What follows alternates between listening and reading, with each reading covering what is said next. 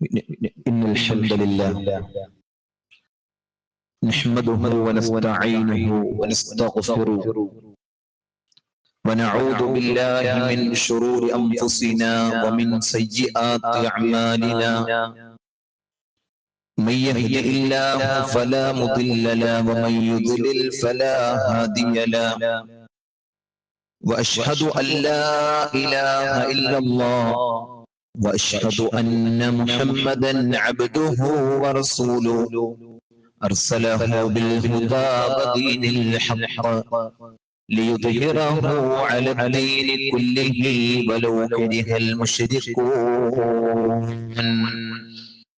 اللهم صل على محمد وعلى آل محمد كما صليت على إبراهيم وعلى آل إبراهيم إنك حميد مجيد. اللهم بارك على محمد وعلى آل محمد كما باركت على إبراهيم وعلى آل إبراهيم إنك حميد مجيد. أما بعد فإن خير الحديث كتاب الله وخير الهدي هدي محمد صلى الله عليه وسلم وشر الأمور محدثاتها وكل محدثة بدعة وكل بدعة ضلالة وكل ضلالة في النار. أعوذ بالله من الشيطان الرجيم. بسم الله الرحمن الرحيم. يا أيها الذين آمنوا اتقوا الله حق تقاته ولا تموتن إلا وأنتم مسلمون. يا أيها الناس اتقوا ربكم الذي خلقكم من نفس واحدة وخلق منها زوجها وبث منهما رجالا كثيرا ونساء واتقوا الله الذي تساءلون به والأرحام إن الله كان عليكم رقيبا. أعوذ بالله من الشيطان الرجيم. إذ قال لهم أخوهم هود ألا تتقون.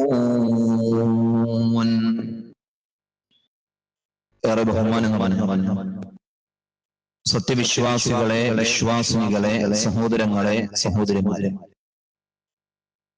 റബ്ബിന്റെ ആജ്ഞാനിർദ്ദേശങ്ങൾ ജീവിതത്തിന്റെ എല്ലാ മേഖലയിലും പാലിച്ചു ദൗത്യപ്പെട്ട് മുത്തഖീങ്ങളായി, മുഖ്ലിസീങ്ങളായി, മുവഹ്ഹിദീങ്ങളായി ജീവിക്കണമെന്ന് ഓർമ്മപ്പെടുത്തുകയാണ്, ഉപദേശിക്കുകയാണ്.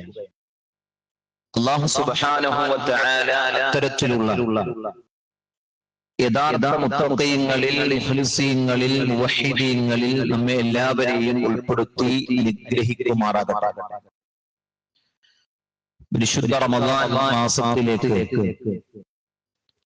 പ്രവേശിക്കാനും അമലു സ്വാലിഹാത്തുകൾ നിർവഹിക്കുവാനും അല്ലാഹു സുബ്ഹാനഹു വ തആല നമുക്ക് ഓരോരുത്തർക്കും തൗഫീഖ് നൽകിയിരിക്കുകയാണ്. നമ്മൾ ചെയ്ത കർമ്മങ്ങൾ അല്ലാഹു സ്വീകരിക്കുമാറാകട്ടെ.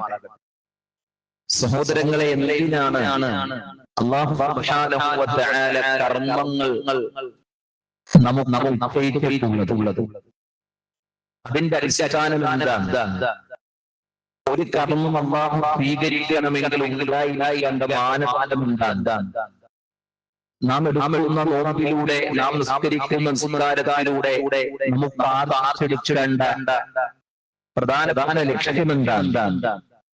ചിലരെങ്കിലും അറിയാതെ നിസ്കരിക്കുകയും നോമ്പ് നോക്കുകയും സക്കാത്ത് കൊടുക്കുകയും ഉംറ ചെയ്യുകയും അങ്ങനെ പല കർമ്മങ്ങളിലൂടെ അവർ മുന്നേറുകയും ചെയ്യുന്നുണ്ട്. സ്വായത്തമാക്കേണ്ട കൃത്യമായ ആ ലക്ഷ്യത്തെ ലഭിക്കുന്നുണ്ടോ എന്നത് നമ്മൾ ആലോചിക്കണം.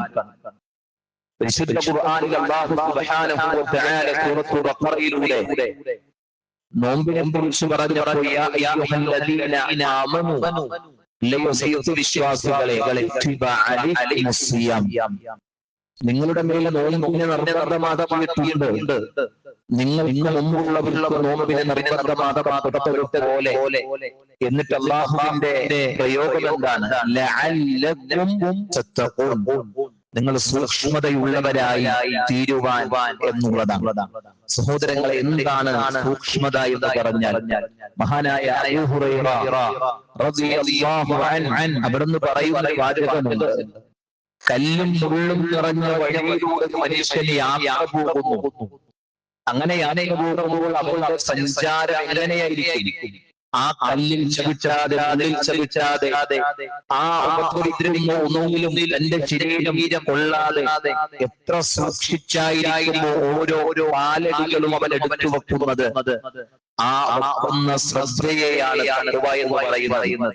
ജീവിതത്തിൽ ഓരോ കർമ്മങ്ങൾ ചെയ്യുമ്പോഴും ഓരോ കാര്യങ്ങളിൽ ഇടപെടുമ്പോഴും ഇത് അല്ലാഹ് കൽപ്പിച്ചതാണോ, ഇത് അല്ലാഹ് വിരോധിച്ചതല്ലേ എന്നിങ്ങനെ വിവേചിച്ച് മനസ്സിലാക്കി തിരിച്ചറിഞ്ഞ് കാര്യങ്ങളെ നിയന്ത്രിക്കുന്നിടത്തും ശ്രദ്ധിക്കുന്നിടത്തും നടപ്പിലാക്കിയിടത്തും ഈ ശ്രദ്ധ ആരൊക്കെ കൊണ്ടുവരുന്നുവരുമോ അവർക്കൊക്കെയാണ് തഖ്വയുടെ ജീവിതം എന്ന് പറയാൻ സാധിക്കുകയുള്ളൂ. അതുകൊണ്ടാണ് മഹാനായ അലി ഇബ്നു അബീ ത്വാലിബ് റളിയല്ലാഹു അൻഹു അദ്ദേഹം തഖ്വയെ നിർവചിക്കുന്നുണ്ട്. അദ്ദേഹം പറഞ്ഞു, അത് വഹിയൽ ഖൗഫു മിൻ ജലീൽ, അത് മഹാനായ വലിയവനായ ഉന്നതനായ അല്ലാഹു സുബ്ഹാനഹു വ തആലയെ യഥാവിധി പേടിക്കലാണ്. അതുപോലെ തന്നെ വൽ അമലു ബിൽ തൻസീൽ, എങ്ങനെയാണോ അല്ലാഹു ഒരു കാര്യം ചെയ്യാൻ പഠിപ്പിച്ചിട്ടുള്ളത്, ഒരു കർമ്മം ചെയ്യാൻ പഠിപ്പിച്ചിട്ടുള്ളത്, അതുപോലെ ഒരു കർമ്മം ചെയ്യലാണ് തഖ്വ എന്ന് പറയുന്നത്. അതുപോലെ തന്നെ ഒരു കാര്യത്തിൽ തൃപ്തിപ്പെടുക എന്ന് പറയുന്നതാണ്. അല്ലാഹു സുബ്ഹാനഹു വ തആല എനിക്ക് എന്താണോ നൽകിയത് അതിൽ തൃപ്തിപ്പെടാനുള്ള മനസ്സ്, അത് തഖ്വയുടെ മനസ്സാണ്.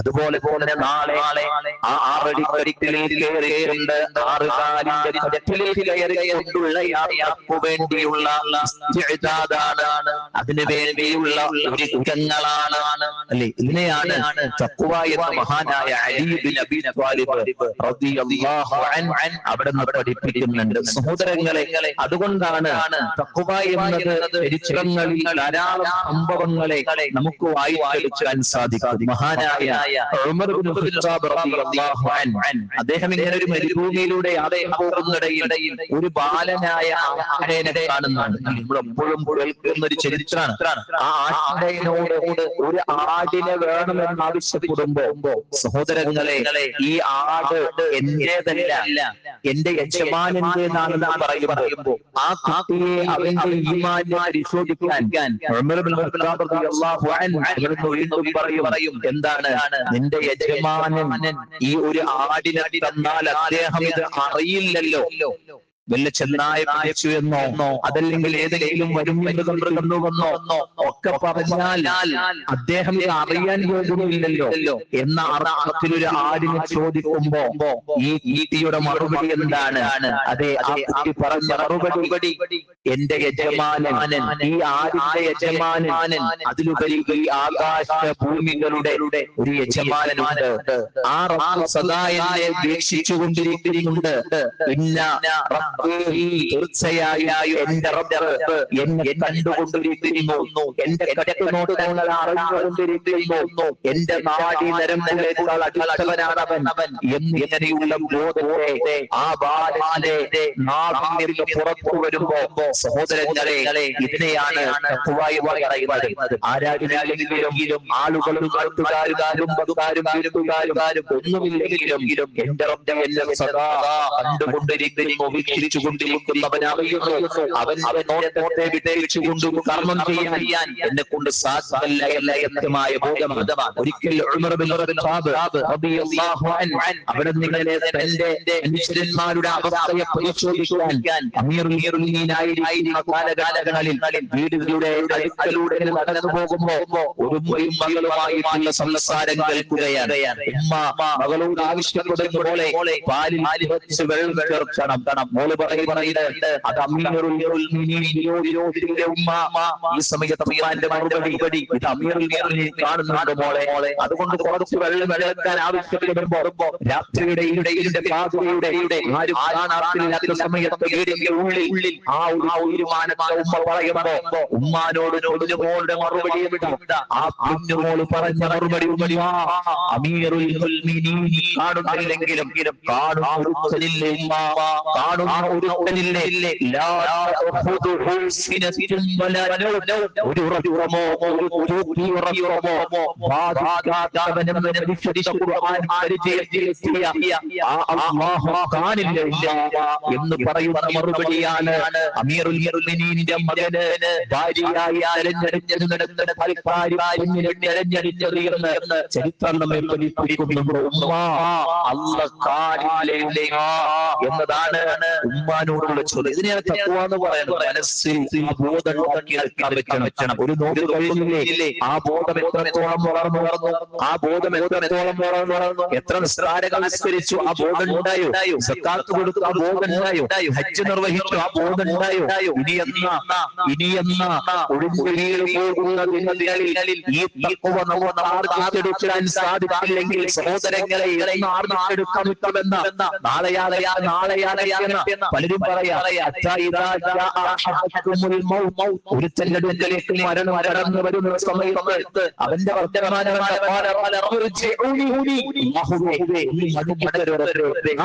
ഒന്നും ഇല്ല, വെറും വാക്കാണ്, വെറും വർത്തമാനമാണ്. എന്താ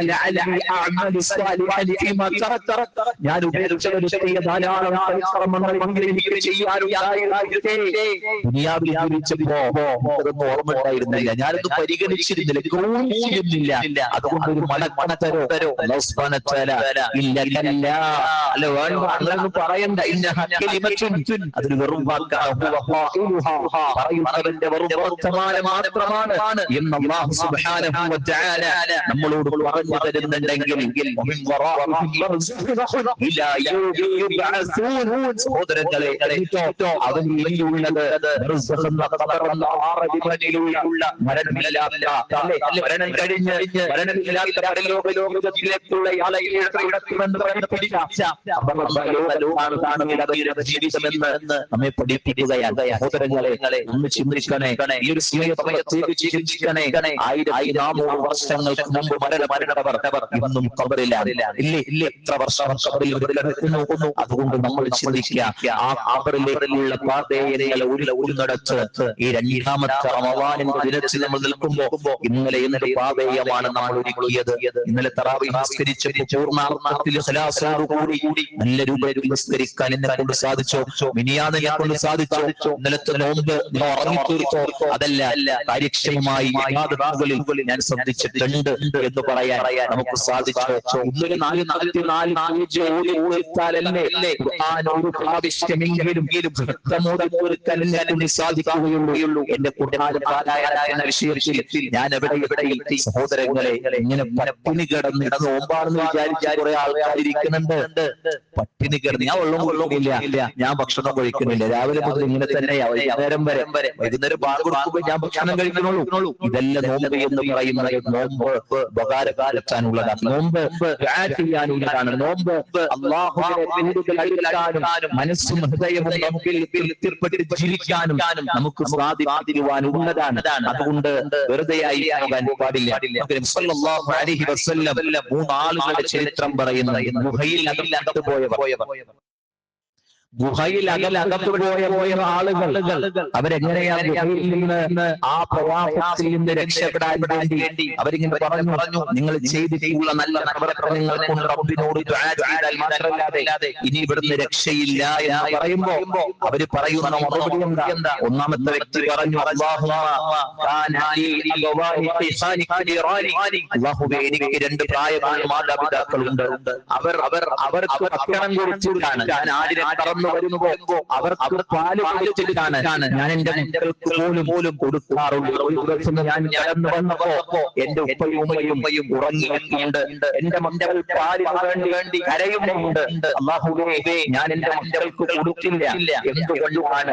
എന്റെ മാതാപിതാക്കൾക്ക് കൊടുക്കുന്നതിന് മുമ്പ് എന്റെ മക്കൾക്ക് പാല് കൊടുക്കുന്ന വിഷയത്തിൽ ഞാൻ ഇഷ്ടപ്പെടുന്നില്ല റബ്ബേ. അതുകൊണ്ട് മാതാപിതാക്കൾക്ക് അദ്ദേഹം കൊടുത്തില്ല.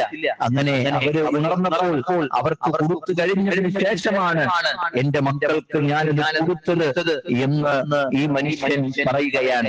എന്നിട്ട് ആ മനുഷ്യൻ പറയുന്നത്, അതെ,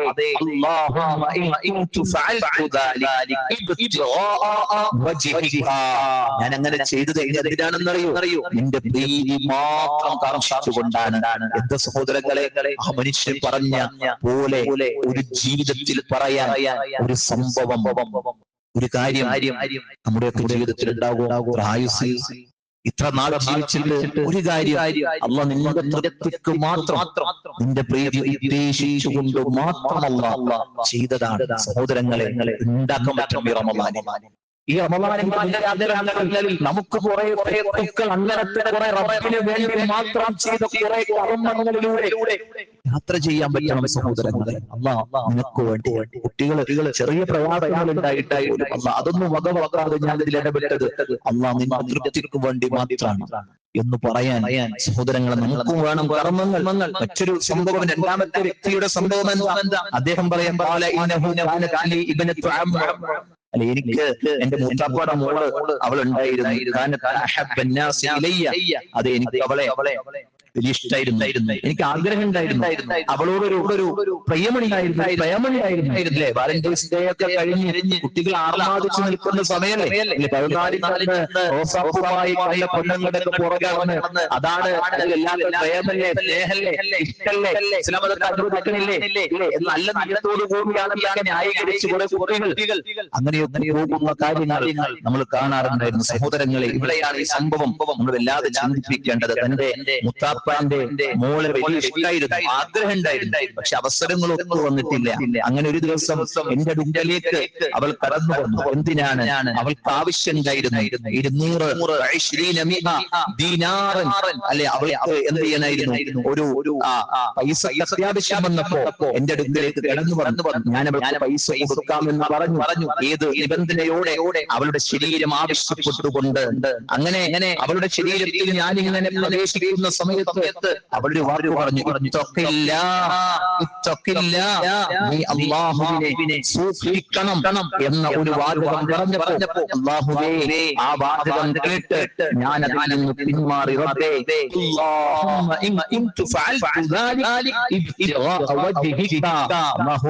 ഞാൻ അങ്ങനെയൊക്കെ സൗകര്യങ്ങൾ ഉണ്ടായിട്ടും അങ്ങനെയൊക്കെ എല്ലാ സൗകര്യങ്ങളും വന്നിട്ടും എന്റെ മനസ്സിന്റെ ഉള്ളയുടെ ആഗ്രഹമെല്ലാം നടക്കുമെന്ന സമയമായിരുന്നു കൂടെ സൂക്ഷിച്ചുകൊണ്ടാണ് ഞാൻ ആ ഒരു ചിന്തയിൽ നിന്ന് മാറുന്നത് എന്ന മനുഷ്യൻ പറയുമ്പോ, സഹോദരങ്ങളെ, ആ പാറക്കാലിലെ ഗുഹയിൽ നിന്ന് ഒന്നുകൂടി നീങ്ങുന്നുണ്ട്. മൂന്നാമത്തെ മനുഷ്യൻ എന്താണെന്ന് അറിയോ? അദ്ദേഹത്തിന് ഒരു സേവകൻ ഉണ്ടായിരുന്നു, ഒരു തൊഴിലാളിയായിരുന്നു. അദ്ദേഹത്തെ തൊഴിലാളി കച്ചവടങ്ങളൊക്കെ ചെയ്ത് തൊഴിൽ അതിന്റെ കൂലി വാങ്ങാതെ ആ മനുഷ്യൻ തിരിച്ചുപോയി. കൂലി വാങ്ങിയിട്ടില്ല.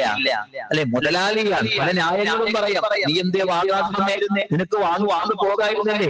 ഞാനിത് സൂക്ഷിച്ചു വെക്കുകയാണ്. കുറെ കാലം കഴിഞ്ഞിട്ടാണ് ഈ മനുഷ്യൻ തിരിച്ചു വരുന്നത്. എന്നിട്ടോ ഈ മനുഷ്യൻ തിരിച്ചു വന്നിവിടെ തന്റെ കൂലി ചോദിക്കുകയാണ്. ന്യായങ്ങൾ പറഞ്ഞ് കൊടുക്കാതിരുന്നിടങ്ങളിൽ ഈ മനുഷ്യൻ ശ്രദ്ധിച്ചത്. ഈ മനുഷ്യൻ ഈ തൊഴിലാളിയുടെ കൂലി കൊണ്ട് ആടിനെ വാങ്ങി. അതിങ്ങനെ പ്രസവിച്ചു. അത് പ്രസവിച്ചു കുറെ ആയപ്പോൾ പശുവിനെ വാങ്ങി. പശുക്കൾ ഇങ്ങനെ പ്രസവിച്ചു. അങ്ങനെ ഈ മനുഷ്യൻ കൂലി ചോദിക്കുമ്പോ ഒരു പരിചയം ആടുകളെ, ഒരു പശുക്കളെ ചൂണ്ടിക്കാട്ടി കൊടുക്കുക എന്ന് പറഞ്ഞ് മറുപടി കൊടുക്കുന്ന ഒരു യജമാനനെ, ഒരു മുതലാളിയെ അവിടെ നമുക്ക് കാണാൻ സാധിക്കും. സാധിക്കുകയാണ്. എന്നിട്ട് മനുഷ്യൻ പറയുന്ന വാചകം എന്താ? അല്ലാഹുവേ, ഞാൻ ഇങ്ങനെ പ്രവർത്തിച്ചത് നിന്റെ എന്ന് പറയുമ്പോ സഹോദരങ്ങളെ, ഇന്നിടുന്ന നോമ്പ് പോലും ആരായില്ലേ? എത്ര ദിവസമായി നോമ്പ് കഴിയണം? എത്ര ദിവസം കഴിയണം? വേദനിച്ചോ? ഒരു നോമ്പ് കഴിച്ചുപോയല്ലോ അല്ല, ആ ഒരു നോമ്പിനെ പൂർണ്ണാർത്ഥത്തിൽ എനിക്ക് പരിഗണിക്കാൻ പറ്റുമോ എന്ന് പറയുന്ന വേദന മനസ്സിലുണ്ടായോ? ഒരു വിഷമം, ഒരു നോമ്പ് കഴിച്ചു പോയല്ലോ, ഇനി കിട്ടണമെങ്കിൽ 29 അല്ലേ എനിക്ക് കിട്ടുള്ളൂ എന്നുള്ളൊരു വേദന അതല്ലേ വിശ്വാസിക്ക് യഥാർത്ഥത്തിൽ ഉണ്ടാവുക. സഹോദരങ്ങളെ, ഈ രൂപത്തിൽ നന്മയുടെ രൂപത്തിൽ നല്ല ആളുകൾ പരിഗണിച്ച് ജീവിക്കുമ്പോൾ നമുക്ക് ഈ നോമ്പും അതൊക്കെ നമുക്ക് പ്രാപ്തിയുള്ളതായി മാറേണ്ടതുണ്ട് എന്നത് ഓർമ്മപ്പെടുത്തുകയാണ്. ആ സംഭവം കൂടി സഹോദരങ്ങളെ, സ്വഹാബത്ത് എങ്ങനെയായിരുന്നു എന്ന് മനസ്സിലാക്കാൻ നമ്മളൊക്കെ തഖ്വ നമ്മുടെ നോക്കാണെന്ന് വിചാരിച്ചിരിക്കുക. നമ്മുടെ തഖ്വ എവിടെ? സ്വഹാബത്തിന്റെ തഖ്വ എവിടെ? അവരൊരു അല്ലാഹുവിന്റെ മാർഗ്ഗത്തിൽ ചെലവഴിച്ചാൽ നിങ്ങൾ അവരുടെ ശ്രേഷ്ഠ വൈദ്യന്മാരായി പോലും അവരുടെ ജീവിതം എങ്ങനെയായിരുന്നു? മഹാനായ അമീറുൽ മുഅ്മിനീൻ ഉമർ ഇബ്നു ഖത്താബ് റളിയല്ലാഹു അൻഹു, അദ്ദേഹത്തിന്റെ മകൻ അബ്ദുല്ലാഹി ഇബ്നു ഉമർ റളിയല്ലാഹു അൻഹു, ഒരിക്കൽ അദ്ദേഹം എങ്ങനെ അങ്ങാടിയിൽ ചെന്നപ്പോ അവിടെ അബ്ദുല്ലാഹി ഇബ്നു ഉമർ റളിയല്ലാഹു അൻഹുവിന്റെ ഒട്ടകങ്ങൾ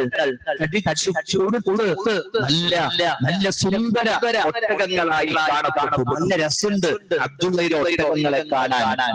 എന്നാൽ മറ്റുള്ള മുസ്ലിമീങ്ങളുടെ ഒട്ടകങ്ങൾ ഇത്ര തടിച്ചിട്ടില്ല, ഇത്ര കൊഴുത്തിട്ടില്ല.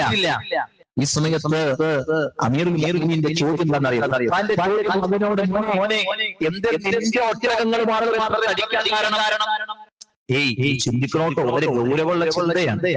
എന്റെ മോനെ, നിന്റെ ഒട്ടകങ്ങൾ മാത്രം തടിക്കാൻ കാരണം? ഈ സമയത്ത് അബ്ദുല്ലാഹി ഇബ്നു ഉമർ റളിയല്ലാഹു അൻഹു പറഞ്ഞു, എന്റെ ഒട്ടകങ്ങളെ മേയ്ക്കാൻ വേണ്ടി ഞാൻ ഒരാളെ ഏർപ്പാട് ചെയ്തിട്ടുണ്ടായിരുന്നു. അതുകൊണ്ടായിരിക്കും എന്റെ ഒട്ടകങ്ങൾ തടിച്ചു കൊടുക്കാനുള്ള കാരണം. അമീറുൽ മുഅ്മിനീൻ ഉമർ റളിയല്ലാഹു അൻഹു പറഞ്ഞു, അല്ല, അങ്ങനെ ആയിരിക്കില്ല. കാരണം നിന്റെ ഒട്ടകങ്ങൾ വെള്ളത്തിലേക്ക് വരുമ്പോ മറ്റുള്ള മുസ്ലിമീങ്ങൾ പറയും, അമീറുൽ മുഅ്മിനീന്റെ മകന്റെ ഒട്ടകങ്ങൾ വരുന്നുണ്ട്, നിങ്ങളൊക്കെ മാറി കൊടുക്കാതെ ഭക്ഷണം ചെയ്യാൻ വരുമ്പോ മുസ്ലിമീങ്ങൾ പറയും, അമീറുൽ മുഅ്മിനീന്റെ ഒട്ടകങ്ങൾ വരുന്നുണ്ട്, നിങ്ങളെ മാറ്റി കൊടുത്ത് അവർ മെയ്യട്ടെ എന്നിങ്ങനെ ആ ഒട്ടകങ്ങൾ വളർന്നതാണ്. അതുകൊണ്ടാണ് അതേ ഈ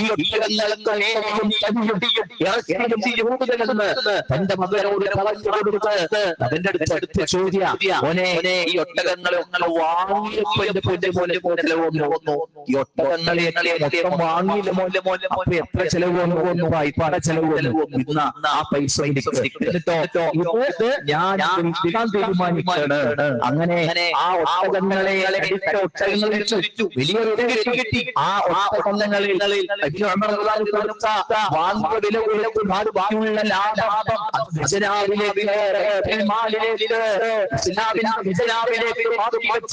മഹാനായ മനസ്സിലാക്കുമ്പോ അദ്ദേഹത്തിന്റെ മകനോട് ഇത്ര നാൾ ഞാൻ പണിയെടുത്ത് അധ്വാനിച്ച ഈ ഒട്ടകങ്ങളെ ഇങ്ങനെ കൊടുക്കാൻ എനിക്ക് എന്റെ മുഖമാകം കിട്ടി, അങ്ങനെ എങ്ങനെ ശരിയാകും എന്നൊരു ചോദ്യമില്ല. കാരണം അവര് എന്റെ സമ്പത്തിനോട് പോലും അല്ലാഹുവിനെ ഇഷ്ടമില്ലാത്ത ഒരു കാര്യം ഉണ്ടാകാൻ പാടില്ല എന്ന് പരിഗണിച്ചവരാണ്. ഇതിനെയൊക്കെയാണ് നമ്മുടെ ജീവിതം ഒന്ന് പരിശോധിക്കുക, നമ്മുടെ കർമ്മങ്ങൾ ഒന്ന് പരിശോധിക്കുക, നമ്മുടെ നോട്ടങ്ങൾ ഒന്ന് പരിശോധിക്കുക, നമ്മുടെ ഉപയോഗങ്ങൾ പരിശോധിക്കുക. കുറെ പറയുന്നുണ്ട്, എന്നാലും നാലിക്കൊണ്ടിരിക്കുക. തുറക്കുന്ന സമയത്ത് വർത്താനം പറഞ്ഞിരിക്കുക, നോമ്പ് തുറക്കുന്ന സമയത്ത് ഉത്തരം കിട്ടുന്ന സമയങ്ങളിൽ പോലും എനിക്ക് റബ്ബിനോട് നിങ്ങൾ ചോദിക്കാനില്ല. ഒന്നും ചോദിക്കാത്ത അഹങ്കാരികളായി നമ്മൾ മാറാൻ പാടില്ല.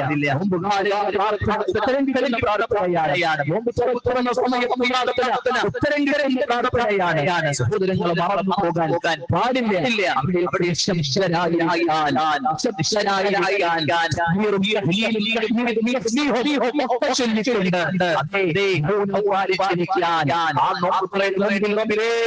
ഇത്രയും നേരം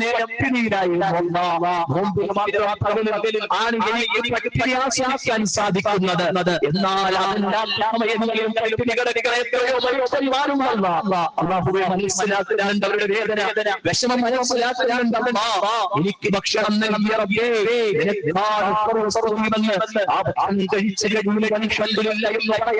നമുക്ക് സാധിക്കാതെ ഇന്നലത്തെ നോമ്പ് മാത്രം നിങ്ങളുടെ എത്ര പേര് നോമ്പ് തുറന്നവരുണ്ടാകും, എത്ര പേര് കൊടുത്തവരുണ്ടാകും, എത്ര പേര് തുറന്നു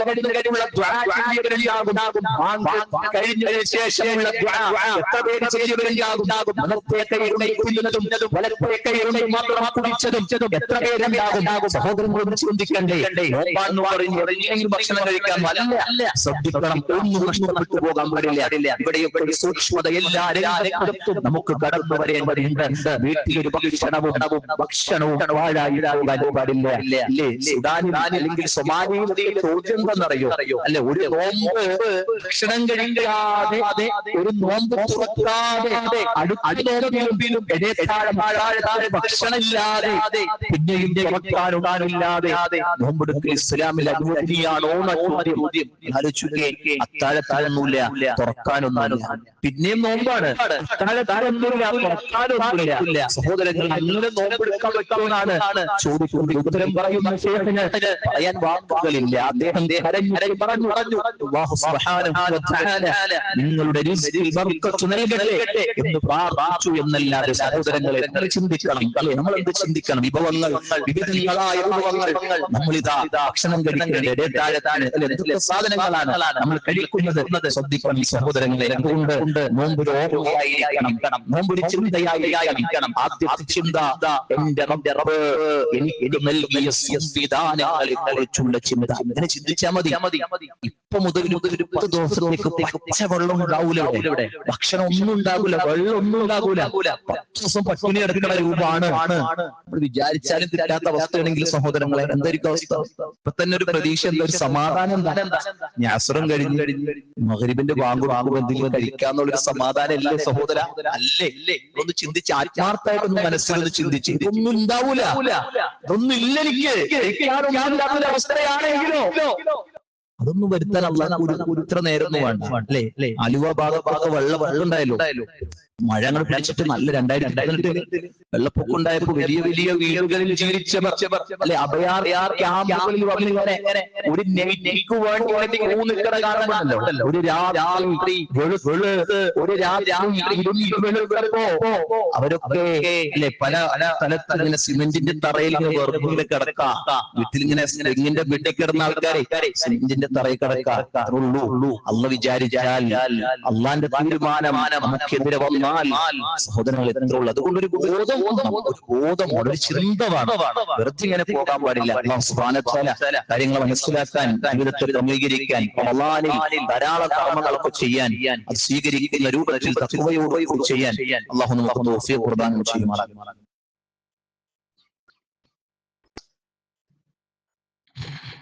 الحمد لله رب العالمين، الصلاة والسلام على رسول الأمين وعلى آله وصحبه أجمعين، أما بعد. أعوذ بالله من الشيطان الرجيم. يا أيها الذين آمنوا اتقوا الله حق تقاته ولا تموتن إلا وأنتم مسلمون.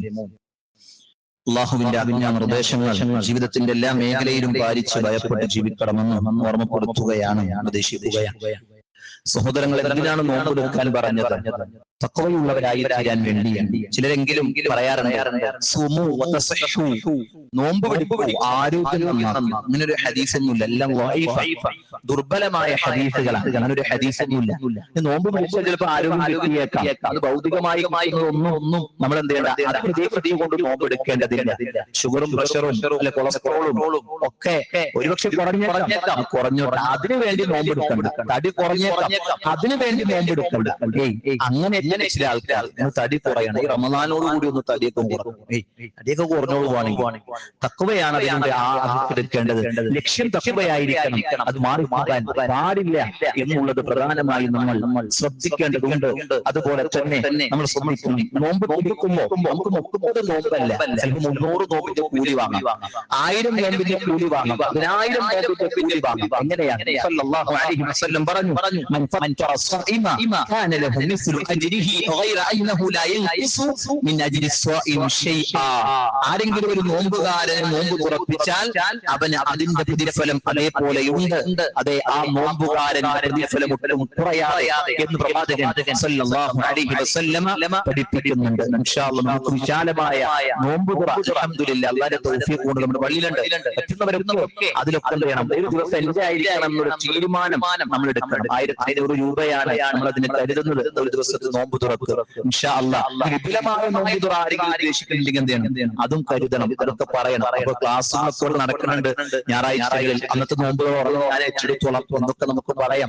സഹോദരങ്ങൾ, ആ രൂപത്തിലൊക്കെ അവിടെ ശ്രദ്ധിക്കേണ്ടതുണ്ട്. കഴിഞ്ഞ ദിവസങ്ങളിൽ ഈ റമദാൻ മാറ്റവുമായി ബന്ധപ്പെട്ട് ഞങ്ങളുടെ നാട്ടിൽ ഇടപെട്ടപ്പോൾ ഒരു വീട്ടിൽ ഇങ്ങനെ വിളിക്കുക, 3 കുട്ടികളാണ്, ഒരു ഉമ്മയാണ്, വാപ്പ ഗൾഫിലാണെന്ന് പറയുമ്പോ ഗൾഫിൽ എന്തോ ഒരു ചെയ്യാത്ത കുറ്റത്തിന് കുറ്റക്കാരനാണെന്ന് വിചാരിച്ച് അദ്ദേഹം ജയിലില്ല. ഈ കുടിക്കുഞ്ഞുങ്ങളെ വീട്ടിലിങ്ങനെ ഈ ഉമ്മ ഇങ്ങനെ വിളിക്കണം, പലരെയും വിളിക്കുന്നുണ്ട്. ആ വിളിയിൽ ഒരു വിളി നമ്മുടെ അടുത്തേക്കൊക്കെ വന്നു. എന്താന്ന് വെച്ചാല്, ഞങ്ങൾ പട്ടിണിയിലാണ്, ഞങ്ങൾക്ക് എന്തെങ്കിലും ഒരു വിഭവം തരാൻ പറ്റുമോ എന്ന് ചോദിച്ചിട്ട് ആ വിളി നിങ്ങൾ ആലോചിക്കുക. ഈ റമദാന്റെ കിറ്റൊക്കെ വേണോ എന്ന് ചിന്തിക്കുന്നിടത്ത് വേണം ആവർത്തിച്ച് ബോധ്യപ്പെടുത്തുന്നതാണ്. നമ്മുടെ പ്രവർത്തകരെ സുഹൃത്തുക്കളൊക്കെ ആ വീട്ടിൽ ചെന്നപ്പോ അവരിങ്ങനെ പറയാ, ഒരു ചെറുപ്പക്കാരി ഇങ്ങനൊന്ന് വിളിച്ച് ഇങ്ങനെ വേണം അങ്ങനെ ആവശ്യപ്പെടുമ്പോ എത്രത്തോളം ബുദ്ധിമുട്ടുണ്ടാകും.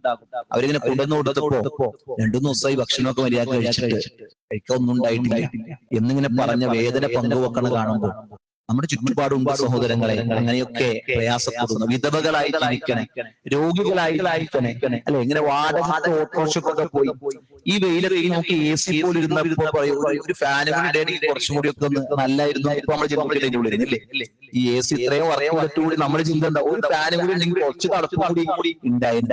റമദാനിൽ നോമ്പെടുത്ത് കൂലിപ്പണിക്ക് വെയിലൊക്കെ പണിയെടുക്കാൻ എത്ര ആൾക്കാരുണ്ടെന്ന് അറിയോ? ഇല്ലേ. നമ്മൾ കാണുന്നു റോട്ടിലൊക്കെ വെയിൽ പണിക്കൊക്കെ പോയിക്കുന്ന ആൾക്കാർ. നമ്മളൊക്കെ ഓഫീസിൽ ശീതീകരിച്ച റൂമിലൊക്കെ നമ്മളിങ്ങനെ ഇരിക്കേണ്ട ഒരു കുഴപ്പം അറിയണ്ടാവില്ല, അല്ലേ? എന്നാൽ ഇവർക്കൊക്കെ ഒരു താങ്ങായി നമ്മുടെ ഒരു ഇടപെടൽ വേണം. ഞാൻ റസൂൽ പറഞ്ഞില്ലേ, മദീന പള്ളിയിൽ ഒരു യതീമിനും വേണ്ടി പരിശ്രമിക്കുന്നവൻ അവൻ അതിനേക്കാൾ ഖൈറുണ്ട് എന്ന് പ്രവാചകൻ സല്ലല്ലാഹു അലൈഹി വസല്ലം. നമുക്കൊരു പ്രയത്നം വേണം. അവർക്ക് എന്തെങ്കിലുമൊക്കെ റമദാനായിട്ട് എനിക്ക് എത്തിക്കാൻ പറ്റും, അന്വേഷിച്ചു കൊണ്ടുപോയി കൊടുക്കണം. അവർ അർഹതരാണോ എന്ന് അന്വേഷിക്കണം. 2-3 വർഷം അന്വേഷിച്ച് അയൽവാസികളൊക്കെ ചോദിച്ച് ഇങ്ങനെ ഉണ്ടാ കുടുംബം അന്വേഷിച്ചിട്ടാണ് എന്ത് ചെയ്യുന്നത്, അർഹതപ്പെട്ടവരെ കണ്ടെത്തി ഇത് കൊടുക്കണം. അതിനൊരു സംവിധാനം നമ്മൾ കൊടുക്കുന്നുണ്ട്. ഞാൻ പറഞ്ഞത് വർഗങ്ങളായ സംവിധാനങ്ങൾ 1000 രൂപയുടെ കിറ്റാണ് നമ്മൾ ഉദ്ദേശിക്കുന്നത്. 1000 രൂപയുടെ കിറ്റ് അവരുടെ വീട്ടിലേക്ക് എത്തിക്കണം ഇൻഷാ അല്ലാഹ്. അപ്പൊ അതിലും കാര്യമൊക്കെ നിങ്ങൾ പരിശ്രമിക്കുക, പറ്റുന്നവരെന്ത് ചെയ്യുക, പോകുന്ന വഴി ആ പറഞ്ഞ കാര്യത്തിൽ ഞാനുണ്ടെന്ന് ഒന്ന് ഓർമ്മപ്പെടുത്താൻ, ഒന്ന് ശ്രദ്ധിക്കാൻ നമുക്ക് സാധിക്കണം എന്ന് ഓർമ്മപ്പെടുത്തുക. ഒരു കാര്യം കൂടി ഓർമ്മപ്പെടുത്താനുള്ളത്, ഇൻഷാ അല്ലാഹ് ചില ആളുകൾ ഒരു സംശയമായിട്ട് ചോദിച്ചത്, അത് മൊത്തത്തിൽ എല്ലാവർക്കും ഉപകാരപ്പെടും എന്നുള്ളത് കൊണ്ടാണ് ഈ സമയത്ത് അത് ഓർമ്മപ്പെടുത്തുന്നത്. എന്താണ് ചോദ്യം? എന്താണെന്ന് വെച്ചാല് പലപ്പോഴും നമസ്കാരത്തിൽ ഇഖാമത്ത് പോകുമ്പോ ചില ആളുകൾ എങ്കിലും ഇഖാമത്തിന് അവിടെ ഇരുന്ന് അവസാനമാണ് എഴുന്നേൽക്കുന്നത് കാണുന്നത്. അതല്ല, അപ്പോൾ എപ്പോഴാണ് ഇഖാമത്ത് കൊടുക്കുമ്പോൾ എഴുന്നേൽക്കേണ്ടത്? ചില ആളുകൾ ആ നിരന്തരം ചെയ്യുന്ന പ്രവൃത്തി കാണുമ്പോൾ ചിലരെങ്കിലും തെറ്റിദ്ധരിച്ചു പോകും. ആ സമയത്ത് മാത്രമാണ് എഴുന്നേൽക്കേണ്ടത്, അതാണ് സുന്നത്ത് എന്ന് തെറ്റിദ്ധരിച്ചു പോകുന്ന ഒരു അവസ്ഥ പലപ്പോഴും ഉണ്ട്. അങ്ങനെ ഒരു അവസ്ഥയല്ല. പണ്ഡിതന്മാർ പറഞ്ഞത് എന്താണ്? ഇഖ്തലഫ അഹ്ലുൽ ഇൽമി റഹിമഹുല്ലാഹു തആല ഫിൽ വഖ്തി അല്ലദി യഖൂമു ഫീഹി അൽ മഅ്മൂം ലിസ്വലാത്തി അലാ അഖ്വാലി. ഇമാം നവവി റഹിമഹുല്ലാഹ് അദ്ദേഹം പറയുന്നുണ്ട് എന്താണ് പണ്ഡിതന്മാരെ ഈ വിഷയത്തിൽ വ്യത്യസ്തമായ അഭിപ്രായമുള്ളവരാണ്. അവിടെ എന്ത് ചെയ്തു? ഒരു കാര്യം മാത്രം എന്ന് പറയാൻ പറ്റൂല എന്ന് ഉറപ്പായി. ഇമാം നവവി റഹിമഹുല്ലാഹ് അദ്ദേഹത്തിന്റെ മജ്മൂഅ് എന്ന് പറഞ്ഞ അദ്ദേഹത്തിന്റെ കിതാബിൽ രേഖപ്പെടുത്തുന്നുണ്ട്. ഒന്നാമത്തെ ഖൗൽ എന്താണ്? ഖൗലുൽ അവ്വൽ യഖൂമു ഇദാ ശറഅ അൽ മുഅദ്ദിൻ ഫിൽ ഇഖാമ. ഇഖാമത്ത് ആരാണോ കൊടുക്കുന്നത് അയാൾ ഇഖാമത്ത് കൊടുക്കുന്നതിന് എഴുന്നേൽക്കുക എന്നതാണ് ഒന്നാമത്തെ അഭിപ്രായം. ഒന്നാമത്തെ ആ വിഷയത്തിൽ ശ്രദ്ധിക്കേണ്ടത് എന്താണ്? ഇഖാമത്ത് അപ്പൊ തന്നെ എഴുന്നേൽക്കുക എന്നതാണ്. രണ്ടാമത്തെ അഭിപ്രായം അബൂ ഹനീഫ റഹിമഹുല്ലാഹിയുടെ അഭിപ്രായം എന്താണ്? ഹയ്യ അല സ്വലാ എന്ന് പറയുന്നത് എഴുന്നേൽക്കണം എന്നതാണ് അദ്ദേഹത്തിന്റെ അഭിപ്രായം. മൂന്നാമത്തെ അഭിപ്രായം ഇമാം ഷാഫിയുടെ അഭിപ്രായം എന്താ? ഇഖാമത്ത് കൊടുത്തു കഴിയുമ്പോഴാണ് എന്ത് ചെയ്യേണ്ടത്? എഴുന്നേൽക്കേണ്ടത്. നമുക്ക് കൊടുത്തു കഴിഞ്ഞിട്ട് എഴുന്നേൽക്കണം.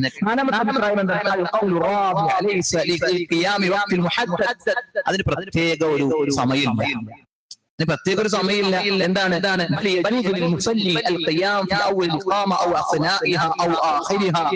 ഇമാം മാലിക് റഹിമഹുള്ളാഹിയുടെ അഭിപ്രായമാണ്. അത് തുടക്കത്തിൽ എഴുന്നേൽക്കാം, ഇഖാമത്തിന്റെ പകുതിയിൽ എഴുന്നേൽക്കാം, അവസാനത്തിൽ എഴുന്നേൽക്കാം. അതിന് പ്രത്യേക മുഹദ്ദിദായ ക്ലിപ്തമായ സമയം പറയപ്പെട്ട സമയമില്ല. അഞ്ചാമത്തെ അഭിപ്രായം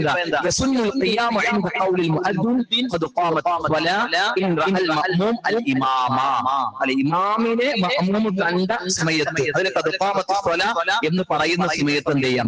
എഴുന്നേൽക്കാം എന്നുള്ളതാണ്. എന്നാൽ ഹദീസുകളിൽ വന്നിട്ടുള്ള കാര്യം നമുക്ക് കാണാം.